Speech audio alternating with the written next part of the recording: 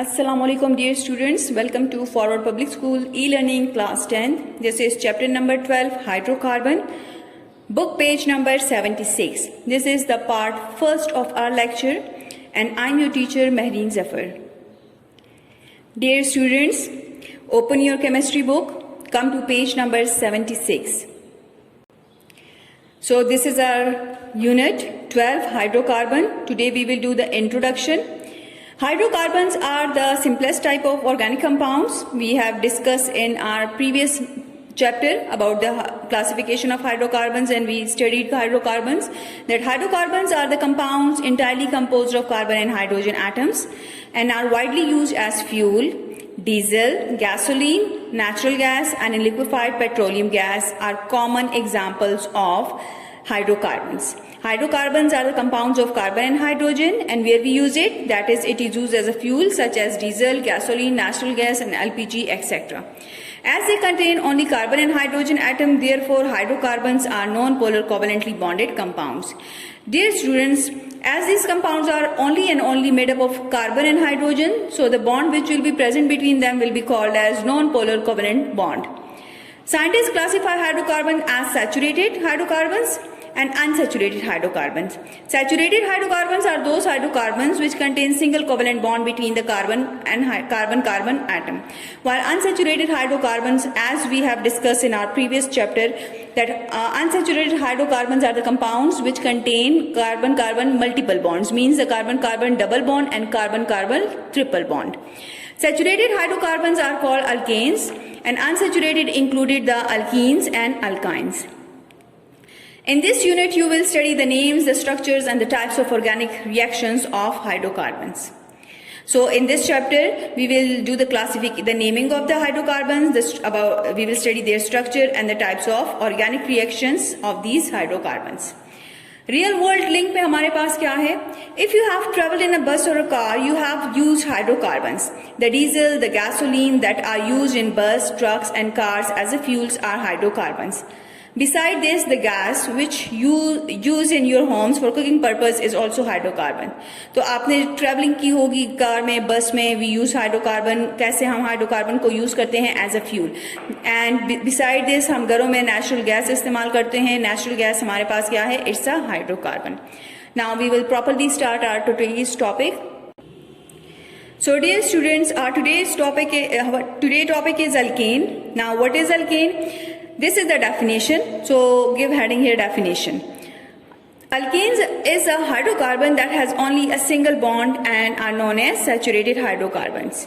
So those compounds which contain carbon-carbon single bond are called as alkanes. Alkanes that do not contain rings have a general formula CnH2n plus 2. So alkanes के लिए हमारे पास general formula है CnH2n plus 2. So this is the general formula of alkane where N shows the number of carbon atoms. Now some hydroalkanes are present in cyclic form or ring form. So such alkanes are called as cycloalkane. This is the definition of cycloalkane. Mark the definition. That an alkane in the shape of a ring is called as cycloalkane. Cycloalkane have the general formula that is CnH2n. In alkanes and cycloalkanes, all the four bonds of the carbon atom are single. So single covalent bond is present as they are alkanes. So हमारे पास जो ring form में भी आएंगे और जो straight chain में भी आएंगे, carbon-carbon के बीच में single bond होगा. Therefore, they are saturated hydrocarbons. These compounds are less reactive and are also called paraffins because the word para means little and affins mean affinity, that they have little affinity to react. So therefore they are called as less reactive organic compounds. Alkanes and cycloalkanes form a series of compounds known as homologous series.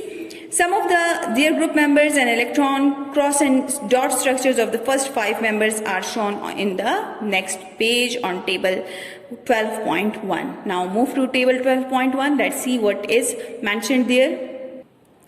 Come to page number 77. Here we have a table. In this table we have given names, the molecular formula and condensed formula of these organic compounds. The first member is methane. Its molecular formula is CH4 and the condensed formula will be same. Second we have ethane and its Formula is molecular formula is C2H6. The condensed formula can be written as CH3CH3. Propane formula is C3H8 and its condensed formula is CH3CH2CH3. You can check that in condensed formula the number of carbon and hydrogen atom are the same as it is in molecular formula. Next हमारे पास क्या है? Butane. Butane हमारे पास क्या है? इसका molecular formula C4H10 and इसका कंडेंस फॉर्मूला क्या है? CH3CH2 whole 2 CH3. अब ये होल 2 का मतलब है कि you have to write this CH2 twice, like CH3 CH2 CH2 and CH3. Clear? तो चूंकि ये 2 दफा आया है इसलिए हमने उसको स्क्वायर ब्रैकेट लगा के ट्वाइस लगा दिया है. जितनी दफा भी आपके कंडेंस फॉर्मूले में CH2 आएंगे उसको हम एक ही दफा उनके तादाद के साथ ब्रैकेट के बाहर लिख देते हैं कि इतने टाइम्स ये आपके फॉर्मूले में अपीयर हुए हैं. नेक्स्ट हमारे पास क्या है? Pentane. Pentane having a formula C5H12 and the condense formula is CH3CH2 whole 3 CH3. How can we write it? That is CH3. CH2 को कितनी दफा लिखूंगी? 3 times. CH2 CH2 CH2 and CH3.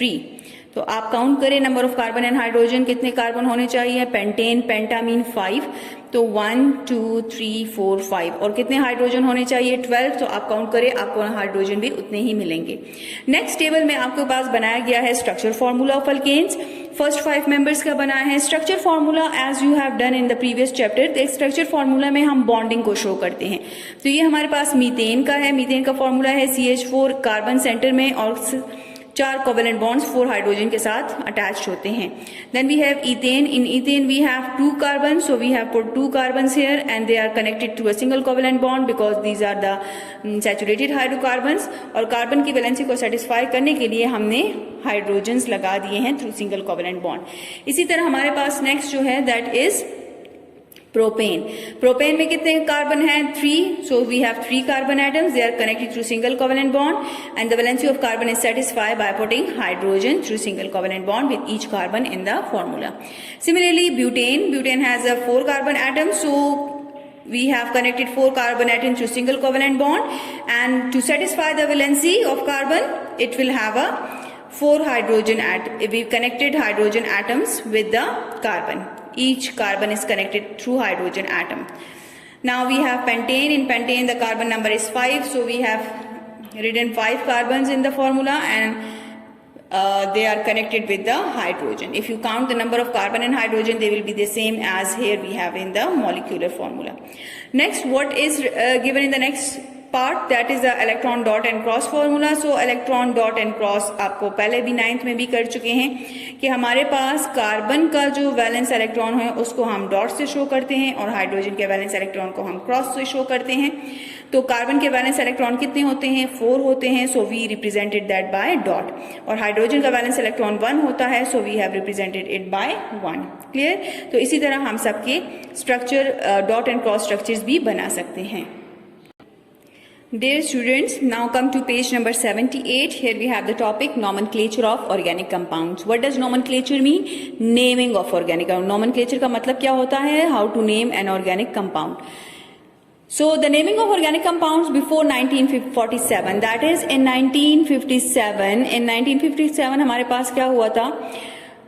Before 1947 और based on the common system, 1957 से पहले जो organic compounds होते थे उनको हम कॉमन सिस्टम के थ्रू नाम देते थे. कॉमन सिस्टम का मतलब ये है कि जो सोर्स से आपके ऑर्गेनिक कंपाउंड्स निकले हैं, डिराइव हुए हैं, उसी सोर्स के बेस पे हम उसको नेम देते थे.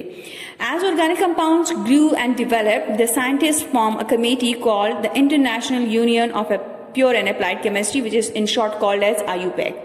हमारे पास 1957 में 1947 से पहले हम कॉमन नेम सिस्टम के थ्रू ऑर्गेनिक कंपाउंड्स को नेम करते थे. After that in 1957 a group of scientist formed a committee which is called in short IUPAC and it stands for International Union of Pure and Applied Chemistry to establish an international standards of naming compounds to facilitate communications. इस committee में कुछ rules बनाए गए ताकि वो organic compounds को हम नाम दे सकें, and that rules are applicable throughout the world. The function of this committee is to suggest the systematic method of naming the organic compounds. IUPAC system of nomenclature is based on the principle. Now this system is based on a principle which states that each different compound should have a different name. इस system में ये बताया गया कि हर एक compound जो है उसका अलग नाम होना चाहिए. Now the committee has set some rules, and these rules for alkane are given below. So first rule is identify. Identify means select. Identify the longest continuous chain of the carbon atoms. कि सबसे पहले आपने क्या करना है कि longest carbon chain को select करना है जिसमें maximum number of substituents हो, और उसको हम नाम देंगे as a parent chain.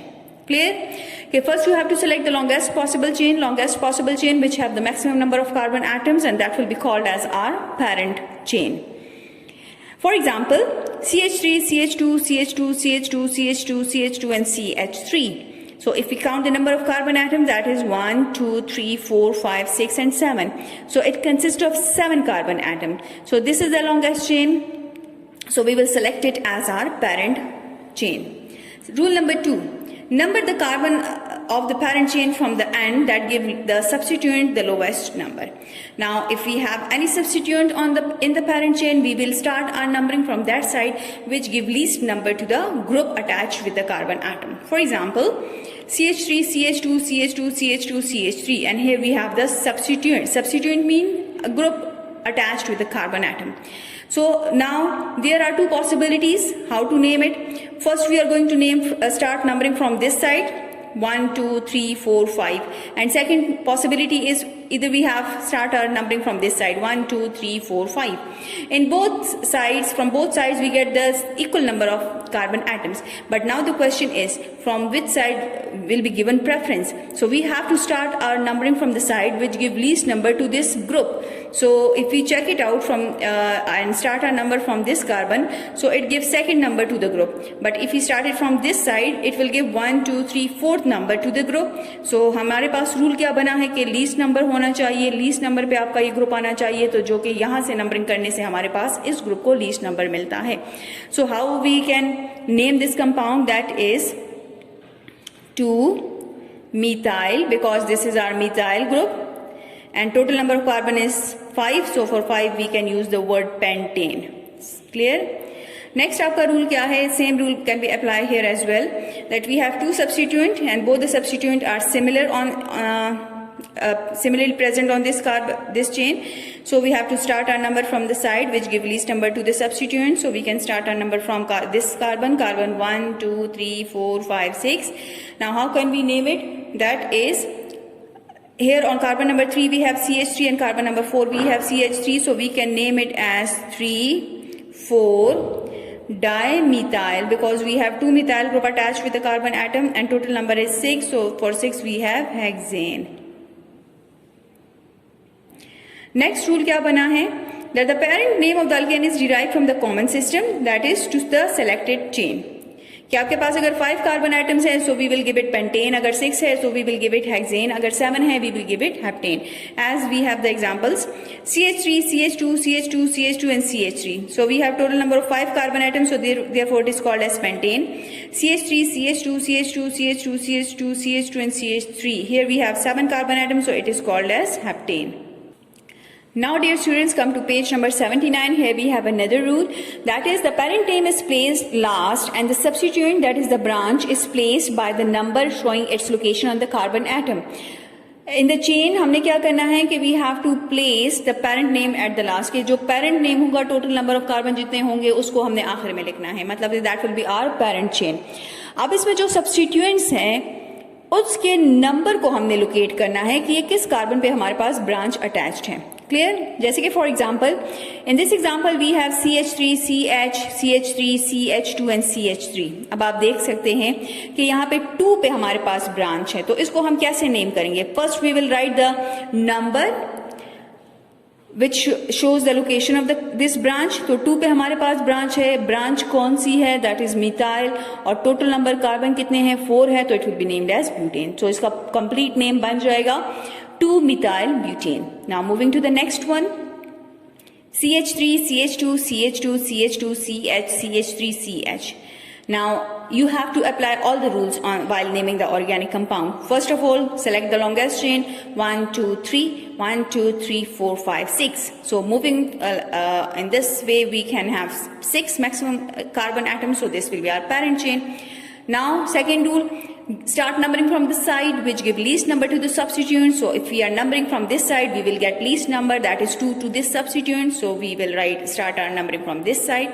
Next क्या है, locate the position of the substituent. So here on carbon number 2 we have radical, that is a group attached called as methyl. So 2-methyl and total number is 6. So 2-methyl hexane. Moving to the next example, CH3, CH, CH3, CH3. Now if you start your numbering from this side, you will get 1, 2, 3. और अगर आप इस side से शुरू करते हैं तो 1, 2, 3. So मतलब कि दोनों साइड से आपके पास सब्स्टिट्यूएंट को लीस्ट नंबर 2 ही मिल रहा है और 2 पे हमारे पास मिथाइल ग्रुप अटैच है. तो हम इसको नाम कैसे करेंगे, 2-methyl propane. नेक्स्ट रूल क्या बना है, when 2 or more branches that is the substituents are present, give each substituent a number corresponding to its location on the longest chain. कि आपके पास अगर ब्रांच में चेन में एक से ज्यादा ब्रांचेस मौजूद हैं तो हर ब्रांच के आपको नंबर देना होगा. For example CH3, CH, CH3, CH2, CH, CH3, CH2, CH3. First count the number carbon atoms, 1, 2, 3, 4, 5, 6. हम इस तरह भी काउंट कर सकते हैं, 1, 2, 3, 1, 2, 3, 4, 5, 1, 2, 3, 4, 5, 6. तो लॉन्गेस्ट चेन हमें सेलेक्ट करना है. तो लॉन्गेस्ट चेन में हमारे पास 6 कार्बन एटम्स आते हैं. Now number from that side which give least number two the substituent. तो अगर हम यहां से नंबर स्टार्ट करते हैं 1, 2, 3, 4, 5, तो ये 3 पे आ रहा है, ये 5 पे आ रहा है. तो इसलिए हम नंबरिंग इस साइड से शुरू करेंगे ताकि इन दोनों को कम से कम नंबर मिल जाए. 1, 2, 3, 4, 5, 6. अब हमारे पास 2 पे मिथाइल ग्रुप अटैच है और 4 पे भी मिथाइल ग्रुप अटैच है. तो हम इसकी पोजीशन भी लोकेट करेंगे और इसकी पोजीशन भी लोकेट करेंगे. So we can name it as 2, 4, 2, 4 dimethyl and total number is hexane. Moving to the next one. CH3, CH, CH3, CH2, CH, CH3, CH, CH3 and CH3. Now again the same rules repeating again and again. So how can we name the compound? That is 2, 3, 5 trimethyl hexane. Next rule क्या बना है? When 2 branches substituent are present on the same carbon atom, use the number of that carbon twice. अगर आपके पास ऐसा chain आ जाए जिसपे एक ही carbon पे ऊपर नीचे सब्स्टिट्यूएंट अटैच हो, तो उसके लिए रूल क्या बना है कि उस कार्बन का नंबर आपने फिर 2 दफा लिखना होगा. जैसे कि for example CH3C, CH3, CH3, CH2, CH2, CH, CH3 and CH3. सो यहाँ पे कार्बन नंबर 2 पे 2 दफा CH3 ऊपर भी है और नीचे भी है. तो इसको हम नाम कैसे करेंगे, 2, 2.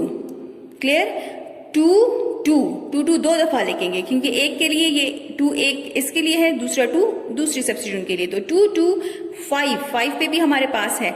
और कितने ब्रांचेस का नाम क्या है, मिथाइल, और तीनों सेम है. तो we will write trimethyl hexane. Similarly CH3C, CH3, CH3, CH2, CH, CH3, CH2, CH3. तो यहाँ पे देखिए 2, 2, 4 trimethyl hexane. Come to page number 80. We have a next rule 7. If the same substituent occur more than once, the location of each point on which substituent occur is given. In addition, the number of times the substituent group occurs is indicated by prefix di, tri, tetra, etc. A comma is used to separate position numbers. अब इस rule का मतलब क्या है कि अगर आपके पास एक कार्बन पे एक से ज्यादा सब्स्टिट्यूएंट अटैच हो, तो अगर सिमिलर आ रहे हैं तो we can use the word di, tri, tetra etcetera. और नाम लिखते वक्त हम उनके नंबर को कॉमा से सेपरेट करेंगे. जैसे for example CH3C, CH3, CH3, CH2, CH2, CH and CH3. Make it CH2, CH3. Clear. अब कार्बन नंबर टोटल कितने हैं, 1, 2, 3, 4, 5, 6. कार्बन 2 पे हमारे पास ऊपर भी मिथाइल ब्रांच है, नीचे भी मिथाइल ब्रांच है. तो how can we name it, apply the previous rule, 2, 2 dimethyl hexane. अब यहां पे देखिए CH3C, CH3, CH3, CH2, CH, CH3, CH2, CH3. Total number of carbon atom कितने हैं, 6. अब 2 पे 2 दफा ब्रांच अटैच है, एक 4 पे अटैच है. तो हम नाम कैसे देंगे, 2, 2, 4 2 2 4 ट्राइमीथाइल हेक्सेन। क्लियर? आठवां रूल हमारे पास क्या है? When two or more branches substituents are not identical, then they are arranged alphabetically, such as ethyl before methyl. ये तो सिमिलर ब्रांचेस आपके पास आ रही हैं। अगर ऐसा कंपाउंड आ गया जिसमें डिफरेंट ब्रांच अटैच हो, तब उसके लिए रूल क्या बना है? जैसे कि CH3 CH2 CH CH2 CH3 CH CH3 CH2 CH3। Select the longest possible chain 1 2 3 4 5 6। अब 3 पे भी हमारे पास एक ग्रुप अटैच है और 4 पे भी एक ग्रुप अटैच है, लेकिन ये दोनों डिफरेंट ग्रुप्स हैं। अब इसको हम कैसे नाम करेंगे? Now we will name it alphabetically. कि अगर ये इथाइल है तो ई पहले आता है अल्फाबेट्स में, तो इसलिए इसको पहले लिखेंगे, और ये मिथाइल है तो इसको बाद में लिखेंगे। क्लियर? अब इसकी पोजीशन क्या है? 3। सो 3 इथाइल। सेकेंड ग्रुप की पोजीशन क्या है? 4 मिथाइल हेक्सेन। नेक्स्ट पे देखिए CH3 CH CH3 CH CH2 CH3 CH2 CH2 CH3। Numbering करें आप as the rules we have studied 1 2 3 4 5 6। अब 2 पे आपके पास ब्रांच अटैच है और 3 पे अटैच है, तो नाम कैसे करोगे? पहले इसको नाम दोगे या इसको नाम देंगे? तो हम नेमिंग करेंगे अल्फाबेटिकली कि ये हमारे पास इथाइल है, तो इथाइल को पहले लिखेंगे उसकी पोजीशन समेत, and then we will write methyl. Clear? तो हम इसका नाम लिखेंगे 3 ethyl 2 methyl hexane. Next rule क्या है? When there are two chain of equal length, means equal number of carbon atom आपके पास दोनों लेंथ में मौजूद हैं, उसके लिए रूल क्या बना है? Choose the one with the greater number of branches or substituents as the parent chain। तो अब आप किसको सेलेक्ट करोगे? अब दोनों आपके पास ऐसी चेन आ गई है जिसमें number of carbon item same है, तो फिर आप किस तरफ कैसे सिलेक्शन करोगे? You will go to the select that chain which contain maximum number of branches. For example, CH3 CH2 CH2 CH CH3 CH CH3 CH CH2 CH3 CH CH3 and CH3। अब यहाँ पे देखिए 1 2 3 4 5 6 7 8। तो अगर 8 में देखती हूँ तो इसमें मेरे पास एक ब्रांच ये है, एक ब्रांच ये है, और एक ये पूरी हम ब्रांच कंसिडर कर लेते हैं, मतलब कि 3 ब्रांचेस हैं। लेकिन अगर मैं इस तरह नंबरिंग करती हूँ 1 2 3 4 5 6 7 8, तो मेरे पास एक ब्रांच ये बन जाती है, दूसरी ब्रांच ये बन जाती है, तीसरी ब्रांच ये बन जाती है, और चौथी ब्रांच ये बन जाती है। तो रूल क्या बना है कि अगर इक्वल लेंथ के आपके पास कार्बन चेन आ जाए तो फिर उसको सेलेक्ट करोगे जिसमें मैक्सिमम नंबर ऑफ सब्स्टिट्यूएंट्स हो। तो जब मैं इस तरह मूव करती हूँ, when I am moving in this way, तो मेरे पास 4 सब्स्टिट्यूएंट्स आ रहे हैं, इसलिए I will select this side, I will select this sequence as my numbering. I will give number according to this sequence. Clear? So हमारे पास अब नेम कैसे दोगे? अब हमारे पास नेम कैसे देंगे? ये इथाइल है और बाकी क्या है? मिथाइल। ये भी मिथाइल है, we have methyl and methyl. तो कितने मिथाइल है? 1 2 3। लेकिन पहले हम नाम किसका लिखेंगे? इथाइल का। इथाइल किस पोजीशन पे है? 3 पे। 3 ethyl 2 4 5 trimethyl octane. Clear? Now come to page 81. Here we have the last rule mentioned, that is when first substituent occurs at an equal distance from either end of the longest chain, start numbering from that end which give lowest number to the next substituent। अब इसका मतलब क्या है कि अगर आपके पास ऐसा chain आ गया है जिसमें फर्स्ट सब्स्टिट्यूएंट को तो दोनों साइड से एक जैसा नंबर दिया जा रहा है, तो इस वक्त इस सिचुएशन में हम कैसे डिसाइड करेंगे? So we will go for the third, जो सब्स्टिट्यूएंट होगा उसको देखेंगे कि उसको लीस्ट नंबर, सेकंड जो सब्स्टिट्यूएंट होगा उसको देखेंगे कि उसको लीस्ट नंबर मिलना चाहिए। जैसे कि CH3 CH CH3 CH CH3 CH2 CH CH3 and CH3। अब अगर हम यहाँ पे नंबरिंग करेंगे, सो हम यहाँ से भी नंबर कर सकते हैं, दैट इज 1 2 3 4 5 6, और अगर यहाँ से भी करें 1 2 3 4 5 6, लेकिन यहाँ पे भी इस ग्रुप को सेकंड नंबर मिल रहा है, यहाँ से अगर नंबरिंग करें तो भी इसको सेकंड नंबर मिल रहा है। So from which side we should start our numbering? So now we will check कि हमारा ये जो सेकंड सब्स्टिट्यूएंट है इसको लीस्ट नंबर मिलना चाहिए। तो जब हम यहाँ से नंबरिंग करते हैं तो ये थर्ड पे आता है, और जब हम यहाँ से नंबरिंग करते हैं तो 1 2 3 4, तो ये फोर्थ पे आता है। तो इसलिए हम we will keep our numbering from this side 1 2 3 4 5 6। अब 2 के पोजीशन पे मिथाइल है, 3 की पोजीशन पे मिथाइल है, 5 की पोजीशन पे मिथाइल है. So we will name it as 2, 3, 5 trimethyl hexane. समझ आ गई है? This is the naming rules for naming the organic compounds. Now dear students, we will come to the preparation of alkanes. Preparation of alkanes ke how can we prepare alkanes? So alkanes and cycloalkanes are saturated hydrocarbons as we have discussed it before. Their method of preparation and chemical properties are similar. चाहे वो cycloalkane की है या alkanes हैं, इनके method of preparation और chemical properties एक जैसी होंगी. These can be prepared by addition reaction. Now we can prepare alkanes by addition reaction. As the name show, addition, we will add atoms or group of atoms in alkane from alkenes and alkynes by reduction reaction of alkyl halides. Now we have two methods for the preparation of alkanes. Dear students, alkane addition reactions के through हम बनाएंगे. Clear? Addition reactions के through हम alkane बनाएंगे. Addition reactions का मतलब है when atoms are added to multiple bonds, unsaturated compounds. Clear? अब इसमें हम क्या करेंगे? अल्कीन्स में एडिशन करेंगे और सेकेंडली हम क्या करेंगे? रिडक्शन करेंगे. रिडक्शन का मतलब क्या है? Addition of hydrogen. Reduction of alkyl halide. Alkyl R से और हैलाइड एक्स से रिप्रेजेंट किया जाता है. क्लियर? तो हम अल्कीन्स में एडिशन रिएक्शन शो करेंगे और हम अल्काइल हैलाइड्स में रिडक्शन का प्रोसेस करेंगे, जिसके थ्रू हमारे पास अल्केन्स जो हैं वो बनते हैं, प्रिपेयर होते हैं. सो अल्केन्स दोबारा बता देती हूँ. Alkanes can be prepared through addition reactions and addition reaction will be carried out in alkenes as well as in reduction of alkyl halides. So first of all, you should know that what is addition reaction? The reaction in which an atom or group of atoms are added to a compound that has a double or a triple bond. मतलब कि double और triple bonded compound में जब atom या group of atom ads करते हैं तो इस तरह के रिएक्शन का नाम होता है addition reaction. Unsaturated compounds like alkenes and alkynes are associated with addition reaction. Very important point कि अनसेचुरेटेड जो कंपाउंड्स होते हैं उनको हम एडिशन रिएक्शन से कनेक्ट कर सकते हैं. Now come towards the hydrogenation of alkenes and alkynes. Hydrogenation mean addition of hydrogen. अब addition of hydrogen हम कहाँ पे करेंगे? alkene में करेंगे और alkyne में करेंगे. So unsaturated means addition of hydrogen to alkenes and alkynes. In hydrogenation reaction, the unsaturated hydrocarbons are converted into saturated hydrocarbons.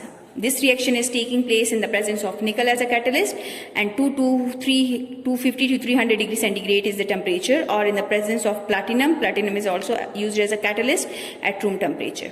अब ये जो रिएक्शन है एडिशन रिएक्शन अल्कीन्स में और अल्काइंस में, ये दो स्टेप्स में हम करते हैं. क्लियर? अल्कीन्स में तो 1 स्टेप में कन्वर्ट हो जाता है, लेकिन अल्काइंस में फिर हम 2 स्टेप परफॉर्म करते हैं. इसके लिए कंडीशंस क्या हैं कि आपके पास निकल एज अ कैटलिस्ट हम यूज करते हैं और टेम्परेचर हमारे पास 250 टू 300 डिग्री सेंटीग्रेड होना चाहिए. लेकिन अगर आप निकल इस्तेमाल नहीं कर रहे एज अ कैटलिस्ट, अगर आप प्लैटिनम इस्तेमाल कर रहे हैं तो प्लैटिनम के लिए रूम टेम्परेचर पे आपने ये केमिकल रिएक्शन करना होता है. अब यहाँ पे देखिए hydrogenation of alkene. Alkenes are hydrogenated to alkanes. Alkene को हम अल्केन में कैसे कन्वर्ट करते हैं? In the presence of nickel as a catalyst and 250 to 300 degree centigrade हम टेम्परेचर रखते हैं. अब ये हमारे पास हाइड्रोजन है. क्लियर? इसको हम इस तरह भी लिख सकते हैं या इस फॉर्म में भी हम इसको लिख सकते हैं. अब एक हाइड्रोजन आप इसके पास लेके आओ CH2 के पास, क्योंकि ये हमारे पास अनसैचुरेटेड है. अनसैचुरेटेड का मतलब क्या है कि इसमें कार्बन कार्बन के बीच में डबल बॉन्ड मौजूद है. तो डबल बॉन्ड मौजूद है तो एक कार्बन इसके पास आएगा और दूसरा एक हाइड्रोजन इसके पास आएगा, दूसरा हाइड्रोजन इसके पास चला जाता है, तो हमारे पास CH3 सिंगल बॉन्ड CH3. जिस वक्त ये एडिशन हो रही होती है हाइड्रोजन की, उसी वक्त ये डबल बॉन्ड सिंगल बॉन्ड में कन्वर्ट हो जाते हैं. Now moving towards the next one, hydrogenation of alkynes. Alkynes कौन से होते हैं? जिनमें कार्बन कार्बन के बीच में ट्रिपल बॉन्ड होता है. तो अब इसको हम 2 स्टेप में डिवाइड कर देते हैं. यहाँ पे लेकिन स्टेप 1 एंड स्टेप 2 में हम इसको डिवाइड करते हैं. Alkanes are hydrogenated to alkenes in the presence of nickel as a catalyst at 250 to 300 degree centigrade temperature in the first step. और सेकंड स्टेप में हम क्या करते हैं? Alkene is further hydrogenated and converted into alkane. So this is our first step. First step में हम क्या करेंगे कि अल्कीन लेंगे, carbon carbon triple bond compound लेंगे जिसका नाम है इथाइन, और इसमें हम हाइड्रोजन ऐड करेंगे. सेम कंडीशंस हैं. तो एक हाइड्रोजन इसके पास आ जाएगा, दूसरा हाइड्रोजन इसके पास आ जाएगा और ये कन्वर्ट हो जाएगा इथीन में. CH2 डबल बॉन्ड CH2, मतलब कि एक बॉन्ड जो है वो खत्म हो जाएगा and still we have double bond in the compound. अब हमें डबल नहीं सिंगल बॉन्ड चाहिए तो हम इसको फर्दर हाइड्रोजनेट करेंगे। So this is our step 2। This is our step 2। Step 2 में हम इथीन को लेकर दोबारा हाइड्रोजनेट करेंगे विद सेम कंडीशंस। तो एक हाइड्रोजन इसके पास आ जाएगा CH2 के पास और दूसरे CH2 के पास आ जाएगा। जिस वक्त एडिशन हो रही होती है उसी वक्त आपका सिंगल बॉन्ड में कन्वर्ट हो जाता है कंपाउंड, तो हमारा इथीन जो है वो इथेन में कन्वर्ट हो जाता है। क्लियर? नेक्स्ट जो मेथड ऑफ प्रिपरेशन है that is reduction of alkyl halides. Alkyl halides को हम इन शॉर्ट लिखते हैं RX। R stand for alkyl, H stand for halide. So reduction कर रहे हैं। रिडक्शन का मतलब क्या है? Addition of nascent hydrogen. Now nascent hydrogen क्या होते हैं? नेसेंट हाइड्रोजन हमारे पास न्यूली बॉर्न हाइड्रोजन होते हैं। Hydrogen at the time of generation is called nascent hydrogen. Here it is mention in the tidbit that nascent hydrogen means newly born hydrogen and hydrogen at the time of its generation is called nascent hydrogen. In other words, the atomic hydrogen which is more reactive than the ordinary hydrogen at the time of its preparation is called nascent hydrogen. तो ये definition आपके पास tidbit में given है। nascent hydrogen हम add करेंगे किस लिए? ताकि हम हैलोजन को रिमूव कर सके। अब हैलोजन आपके पास कोई भी हो सकता है, क्लोरीन, ब्रोमीन, आयोडीन, फ्लोरीन, कोई भी हो सकता है।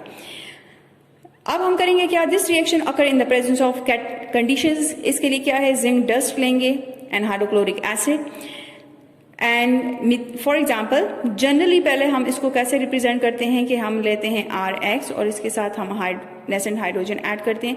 तो नेसेंट हाइड्रोजन कंडीशन क्या है? Zinc in the presence of HCl। अब क्या होता है कि ये जो हाइड्रोजन है ये आके इसको रिप्लेस कर देता है, X को इसकी जगह पे आके अटैच हो जाता है तो RH बन जाता है और ये जो X निकल जाता है ये दूसरे हाइड्रोजन के साथ रिएक्ट करके HX बना लेता है। क्लियर? अब हम देते हैं एग्जाम्पल, जैसे कि CH3I, I is iodide. Methyl iodide के साथ जब हम नेसेंट हाइड्रोजन ऐड करते हैं इन द सेम कंडीशन तो यहाँ पे एक हाइड्रोजन आके इसकी जगह पे अटैच होकर क्या बनाएगा? CH3 सिंगल बॉन्ड H, मतलब कि CH4 बन जाएगा और ये जो यहाँ से निकल गया है ये दूसरे हाइड्रोजन के साथ रिएक्ट करके हाइड्रोजन आयोडाइड बना लेगा।